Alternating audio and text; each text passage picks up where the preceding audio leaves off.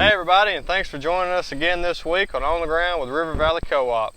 Today I have with me our Precision Ag Specialist Team Lead, Mr. Matt VanSloten. Matt, how you doing? Doing well. Thanks for having me, Dylan. I'm glad you came back and joined me today, out standing in the good and hot sun. Oh yeah, definitely got a lot of that today. So Matt, we're out here baking in the sun right now, but harvest, it's just right down the road, and before too long the crops will be out and it'll be time to get out there and do some soil sampling. And I know soil sampling is something you're very passionate about. So can you explain to our customers or anyone watching that may not be familiar, when we're talking about soil sampling, what are we doing and why are we doing it? Yep.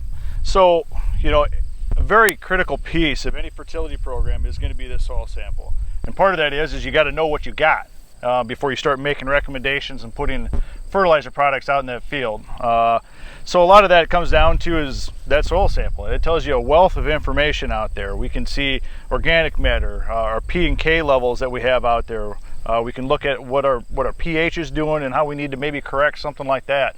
And obviously we can start getting into some of the micros and start testing for certain aspects of that, as zinc, manganese, boron, some of those things as well. So it is very critical, again, because it makes that fertilizer rec so much more important. Yep.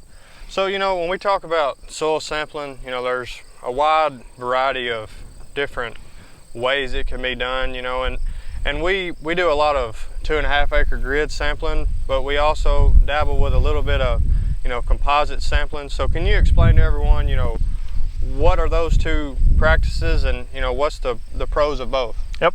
So obviously there's a fit for everything. You talked about 2.5 acres. There's different sizes of grid sampling, composite sampling, there's zone sampling.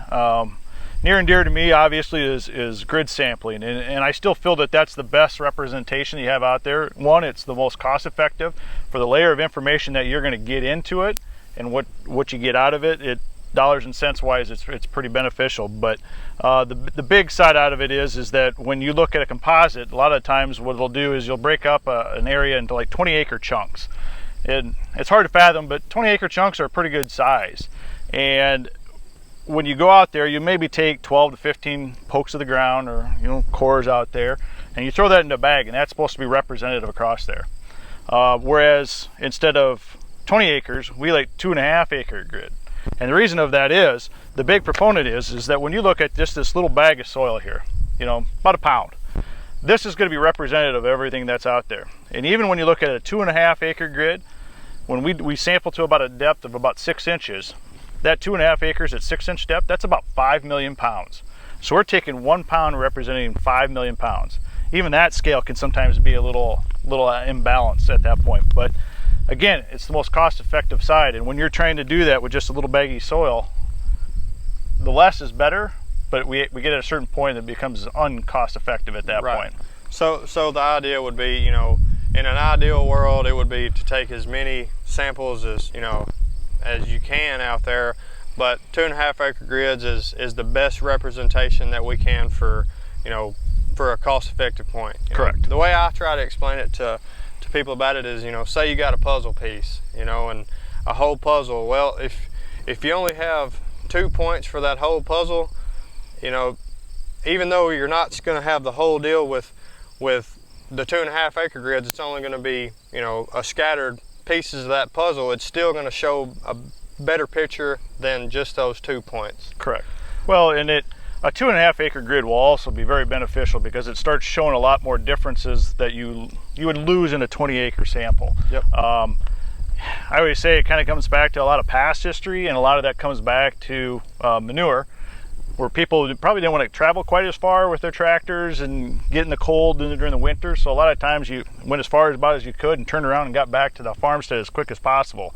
In most cases we can start seeing sometimes usually high levels of P and K that are closer to the farmsteads that might over-represent in the actual area that in the backside of the field is where we really need to put more fertility. Yep, no doubt.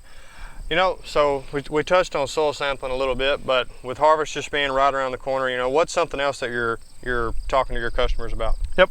Obviously, soil sampling is one of the things that we want to be prepared for, along with fertility recs and everything else. But a lot of times what we got to also think about is not just pulling that combine out of the shed, but we got to think about the electronics in there as well.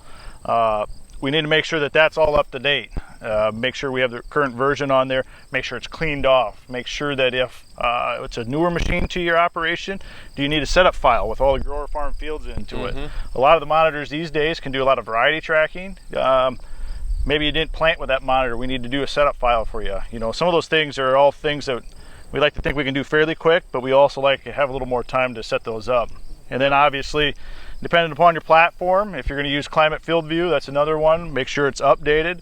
Make sure you have the right equipment to tie into those combine systems, and make sure everything's current and ready to go. Yep, you know, so just the basic idea there being, you know, a little bit of spending some time, you know, ahead of time before you get in the field is going to save a tremendous amount of time, and you're really going to get the value of the precision ag equipment that you have. Well, and that's the big side. We tend to sometimes look at the mechanical side, make sure that we have enough grease, enough oil, the belts look good, those kind of things. Don't overlook those electronics out there. Make sure that we give those the same kind of importance at that.